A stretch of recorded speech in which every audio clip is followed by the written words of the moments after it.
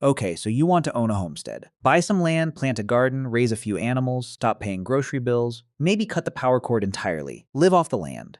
Simple living, that is the pitch. That is what the social media version looks like. Someone walking through rows of tomatoes at golden hour, a basket of eggs in one hand, a cup of coffee in the other. No commute, no boss, no checkout line. Just you, your land, and your chickens. Here is the reality. Homesteading is one of the most capital-intensive lifestyles a person can choose, disguised as the simplest. And the reason most people never figure that out until it is too late is because the costs do not announce themselves all at once. They arrive slowly, one layer at a time, until you are 3 years in, staring at a spreadsheet that does not add up, wondering how you spent $200,000 and still cannot feed your family for free. So let us walk through the whole thing. From the first dollar you spend to the last calculation that tells you whether this actually works, before you plant a single seed or buy a single animal, you have to buy the land. And land in America right now is more expensive than most people expect. The USDA published its land values report in August of 2025. The average farm real estate value across the entire United States hit $4,350 per acre.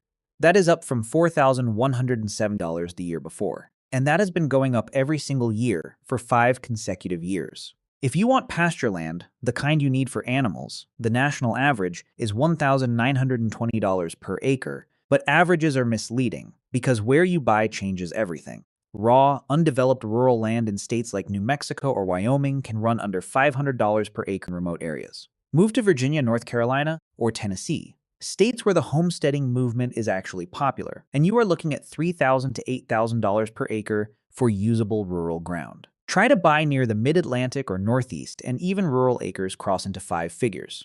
So let us say you want a practical homestead, something capable of growing real food and running a few animals. You need at minimum 5 acres, but realistically 10 to 20 if you want any grazing ground. 10 acres in a moderate state at $4,000 per acre. That is $40,000 in land alone. Before you have touched anything else, but here is the first trap. Most people who buy 10 acres of raw, undeveloped land think they are buying a homestead. They are not. They are buying a problem. Raw land has no well, no septic system, no power hookup, and sometimes no road. You bought a patch of earth. Everything that makes it livable comes separately. Drilling a water well costs between $5,000 and $15,000 on a good day. Hit rock, hard clay, or have to drill deep, and that number climbs past $50,000. Installing a conventional septic system runs $3,500 to $15,000. An advanced system in difficult soil can cost $20,000 or more.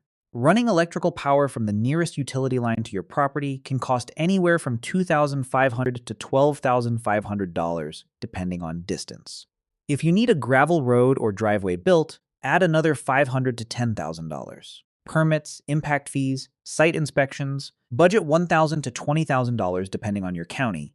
Do the math on all of that together, even at the low end, and you are looking at roughly $22,000 just to make raw land habitable. At the high end, that number touches $140,000 before a single structure goes up.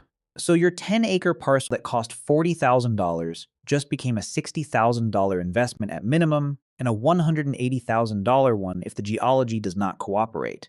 Now you own the land and you have running water and power. But land alone does not produce food. You need structures. You need a barn, or at minimum a large storage shed for equipment and feed. A basic utility barn large enough to store a tractor and hay, something like 16 feet by 60 feet, costs $12,000 to $24,000. A simple storage shed runs $2,500 to $4,500. You need fencing. And this is where beginners get absolutely blindsided. People think fencing means buying some wire and pounding in some posts. That is not wrong, but the cost is not what they imagined. Basic 3-strand barbed wire will not keep goats in or foxes out. Real perimeter fencing, woven wire with electric strands on top, runs $2 to $30 per linear foot depending on materials and terrain. Fencing 1 acre requires roughly 830 linear feet of perimeter. Fencing 5 acres of pasture, at moderate cost, can run $8,000 to $25,000. And that fence will need repairs every single year. You need a chicken coop. A predator-proof one costs $500 to $5,000. A greenhouse or hoop house for extending the growing season costs $1,000 to $11,000. An irrigation system for a serious garden runs $500 to $3,500. Add all of that together and the infrastructure phase of a real homestead. Fencing, animal housing, storage, and basic irrigation costs somewhere between $15,000 and $80,000, depending on how you build and how much land you are enclosing. We are now somewhere between $75,000 and $260,000 into this project, and not a single egg has been laid. Here is what people assume about a garden. It is free. You put seeds in the ground, things grow, you eat them. The sun and rain do the rest. The sun and rain do not do the rest. First-year soil on raw land is almost never ready for productive vegetable growing. It is compacted, low in nutrients, and often full of weed seed. Getting it ready requires bulk compost, organic soil amendments, lime if the pH is wrong, and often raised bed frames to give yourself workable growing conditions from the start. A properly prepared 1,000 square foot garden, enough to meaningfully supplement a family's food supply, costs between $1,500 and $4,000 in year one. That covers soil work, raised bed lumber or materials, basic hand tools like a broad fork and a quality wheel hoe, drip irrigation lines, and seed stock. By year 2 and beyond, that number drops dramatically, somewhere in the range of $200 to $500 a year, because your soil is built and your tools are bought. Year 1 is always the expensive one, but here is the nuance that matters. Not all vegetables are created equal from a financial standpoint. If you dedicate your garden to growing field corn, onions, or potatoes, things that industrial agriculture produces at massive scale and sells cheaply, you will save almost nothing compared to what those things cost at the store. The economics of a garden only really work when you grow things that are expensive to buy and highly perishable. Heirloom tomatoes, fresh salad greens, herbs, sugar snap peas, organic berries. These are the crops where a small amount of garden space returns serious grocery savings. A 100 square foot patch of well-managed salad greens can save a family $500 a year in organic produce. The same space in potatoes saves maybe $30. Your garden's financial performance depends almost entirely on what you choose to grow. That is not intuitive, but it is true. This is where the dream gets the most expensive. Everyone pictures the chickens first, so let us start there. A flock of 4 laying hens sounds simple. The startup cost is real but manageable. A basic predator-proof coop runs $500 to $2,000. The chicks cost $3 to $5 each. Feeders and waterers add another $50. First-year cost for a small flock is realistically $600 to $1,800 once you account for the coop and setup. After that, feed for 4 chickens runs about $36 to $50 a month. Add bedding and small maintenance, and you are spending roughly $50 a month, or $600 a year, to keep the birds going. 4 healthy hens produce somewhere between 800 and 1,000 eggs a year. At current grocery store prices, that is a real savings. But if eggs are your financial benchmark, it takes 2 to 4 years just to recover your initial investment before you see $1 of net benefit. Now, scale up to the animals that actually produce serious food. A goat provides milk and eventually meat, but requires proper woven wire fencing, a dry shelter, and year-round feeding, especially in winter when there is no pasture. 2 dairy goats eat through $700 to $1,000 in hay and supplemental feed per year in cold climates. Pigs are efficient converters of feed to meat but require heavy containment and a 6-month grow-out period. Feed costs for a single pig over that period run $300 to $500. Add the cost of processing, taking the animal to a licensed slaughterhouse, and you are spending anywhere from $250 to $400 in processing fees per animal. The meat is worth it in quality, but the cost per pound is often comparable to what you would pay for humanely raised pork at a good butcher. Beef cattle are the most extreme version of this equation. Raising a single steer from a young calf to slaughter weight takes 18 to 24 months, requires multiple acres of pasture, significant hay in winter, and ends with a processing bill that averages over $1,000 per animal. Total cost from purchase to freezer, $4,000 to $6,000 per steer. The meat is outstanding. The savings over buying high-quality beef are modest at best. The livestock trap is not that animals are a bad idea. It is that people buy the animals before the infrastructure is ready. They buy goats before the fencing is finished. They buy chickens before the coop is predator-proof. And a fox in an unfinished coop can wipe out an entire flock in a single night. Years of investment, gone before dawn. If you are finding this breakdown useful, consider subscribing to this channel and liking the video. It helps more people find this kind of content, and there is a lot more of it coming. Water is the most critical resource on any rural property, and it is the one most people plan for least carefully. Rural properties almost never have municipal water. You are on a private well, which means you are dependent on a submersible pump running on electricity. The moment your power goes out, your water goes out. That connection matters enormously for anyone thinking about energy independence.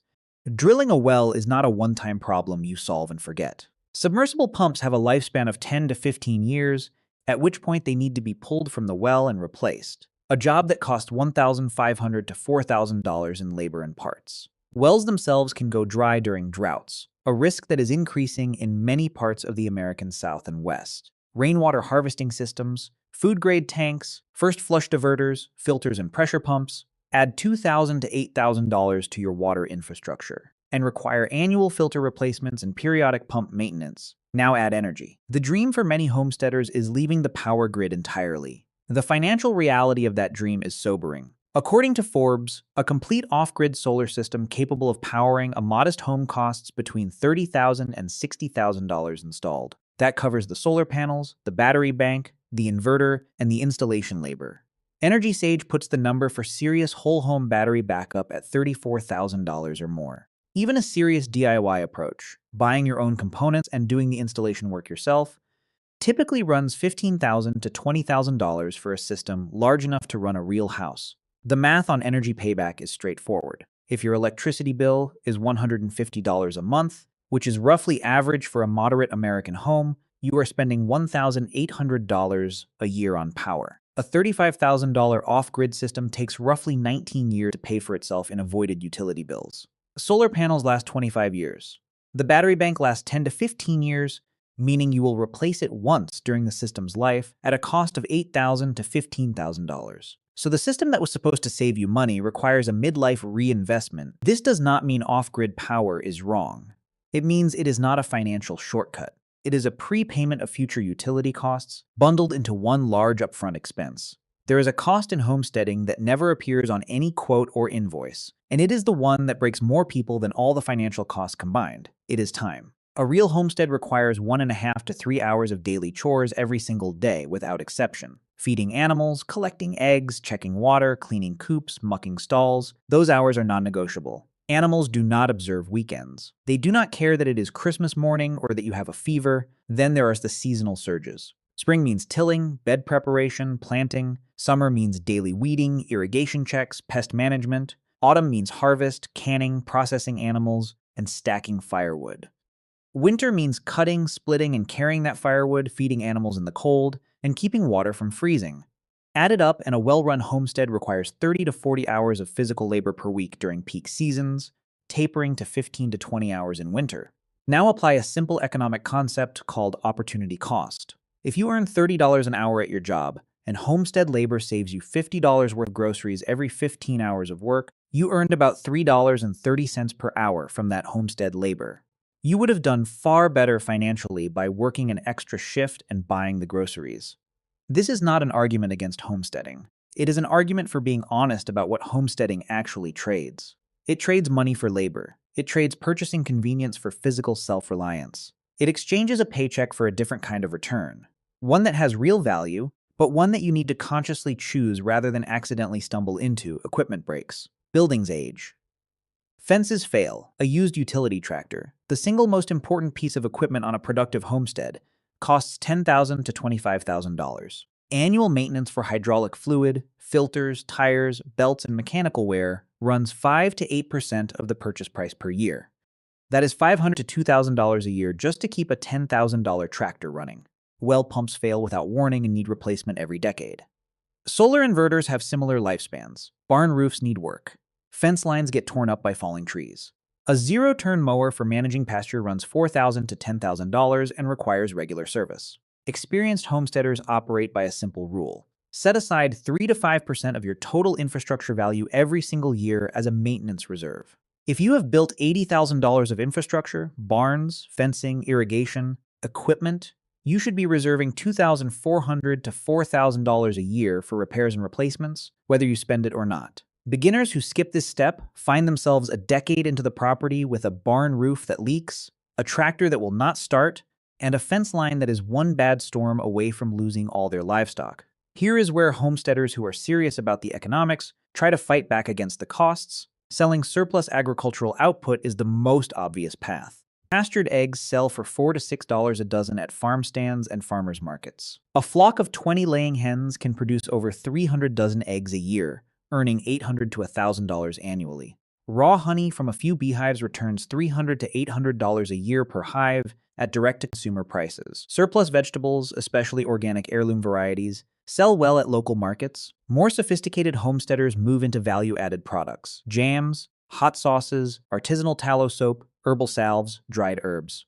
These products command significant margins, but they also require business licenses, product liability insurance, commercial kitchen access in most states, and serious time investment in production, packaging, and sales. Agritourism is growing fast. Hosting farm dinners, educational workshops, or seasonal events like pumpkin patches or harvest festivals. A single well-run farm dinner can gross $500 to $1,000 in an evening. Some rural homesteads earn $15,000 to $30,000 a year from agritourism with the right location and marketing. But here is the honest reality about farm income in America, and it comes directly from the USDA's Economic Research Service. The median farm income for small family farm households in the United States, that is, the farm income from the agricultural operation itself, was negative $1,830 in 2024. Not low, negative. The farming operation itself lost money. The median small farm household survived financially because the median off-farm income, wages and salaries from regular jobs held by the operator or their spouse, was $86,900. That means the typical small farm family in America earns their living the same way as everyone else, by going to work. The farm is a lifestyle, a food source, and a long-term asset. It is rarely a standalone business that pays the bills. And almost nobody talks about that. Let us be concrete about what homesteading actually looks like financially. In two different versions of reality, the optimistic scenario. You buy 10 acres in a moderate-cost rural state for $40,000. You develop the land for $30,000. You build basic infrastructure, fencing, a modest barn, a coop, a greenhouse, for another $30,000. You spend $5,000 on garden setup and tools. You install a grid-tied solar system with battery backup for $22,000. You buy a small flock of chickens, 2 pigs a year, and a kitchen garden. Total invested capital, $127,000. In this scenario, everything goes right. Your garden produces well and replaces $3,000 a year in groceries. Your chickens produce eggs that save you another $800. Your solar system eliminates a $1,500 annual utility bill. You sell surplus eggs and jams at the farmer's market and clear $2,000. Your annual financial benefit from the homestead, $7,300. On $127,000 invested. That is a return of about 5.7%, roughly what you might earn in a diversified index fund. But with 40 hours a week of physical labor, the realistic scenario. The soil on your land is harder to work than expected. Your first winter costs more in hay than you planned. Your well pump fails in year 3, $3,000 you had not budgeted. A fox finds a gap in your coop fencing and wipes out your laying flock. You spend 2 weeks rebuilding and restocking. One of your pigs escapes and destroys a section of garden before you catch it. Your greenhouse tears in a late-season windstorm and needs a new polycarbonate covering. Your garden underperforms in a drought year. Total unplanned expenses in a bad year, $8,000 to $12,000. In that realistic year, your homestead costs you money rather than saving it. The gap between the optimistic year and the realistic year can easily reach $15,000. A business that swings that much between a good year and a bad year, based largely on weather, predators, and equipment failure, requires significant financial cushion to survive. Homesteading is not a universal financial strategy. It works extremely well for some people and extremely poorly for others. It works best for remote professionals, people who have retained a full professional salary while moving to lower-cost rural areas. Their off-farm income funds the investment phases without requiring debt, and the homestead replaces some of what they would otherwise spend in a high-cost area. It works very well for skilled tradespeople. Someone who can do their own electrical work, frame their own outbuildings, weld their own equipment repairs, and pour their own concrete cuts their infrastructure costs by 50 to 70% compared to someone who hires every job out. Multi-generational families have an enormous advantage because daily chores and seasonal labor can be distributed across multiple adults. What is a crushing 40-hour-a-week burden for one person becomes a manageable 15 hours each for 3 people with complementary skills. Retirees with stable pension income or investment returns often thrive on homesteads precisely because they are not asking the land to pay their bills. They want the activity, the food quality, and the sense of purpose. The economics are a secondary concern when the primary income is already secure. The people who struggle most are those who finance the land purchase and infrastructure with high-interest debt. An $80,000 loan at 7% costs $5,600 a year just in interest before a single dollar of principal is paid back. That debt service is a fixed cost that the homestead must cover before it provides any financial benefit. And as the USDA data shows, the farm income alone will not cover it. Debt-financed homesteading is perhaps the single most reliable path to financial disaster in this space. People with no practical construction or mechanical skills, who must hire contractors for every repair, will also find the economics nearly impossible. When every fence repair costs a contractor visit and every equipment problem requires a service call, the maintenance costs alone consume the savings. Here's the thing that changes the entire financial picture, and it is the number most people miss when they calculate whether homesteading is worth it. Land appreciates. USDA data shows that U.S. farm real estate has increased in value every year for the past 5 consecutive years. Pastureland rose 5% in value in 2025 alone. That 10-acre parcel you bought for $40,000 5 years ago may be worth $54,000 to $60,000 today, a gain of $14,000 to $20,000, sitting quietly in the ground while you were out feeding chickens. The median net worth of a farm household in America is $1.4 million. The median net worth of all American households is $200,000. That gap is almost entirely explained by real estate equity. Farm families are not wealthier because farming is profitable. They are wealthier because land is a store of value that tends to grow over time. Homesteading, evaluated only as a cash flow business, rarely wins. Evaluated as a combination of expense substitution, lifestyle value, food security, practical skill building, and long-term real estate wealth, it tells a very different story. The return is just not the kind you can deposit in a checking account. The USDA Economic Research Service data from 2024 and 2025 confirms this directly. Median farm income from the operation itself is negative. The median total household income, including off-farm work, is over $102,000, and the median net worth is $1.4 million. The farm loses small amounts of money every year, and the farm family builds wealth every decade. Those two facts coexist because land equity and financial self-sufficiency operate on different timescales. So here is where we actually land after all of that. The optimistic version of homesteading, the one with perfect soil, healthy animals, productive gardens, and no major equipment failures, returns something in the range of $6,000 to $8,000 a year in combined savings and small income against an investment of $100,000 to $150,000. That is a financial return you could match by putting the same money in an S&P 500 index fund and doing absolutely nothing. But the person who chose the index fund does not know how to grow their own food.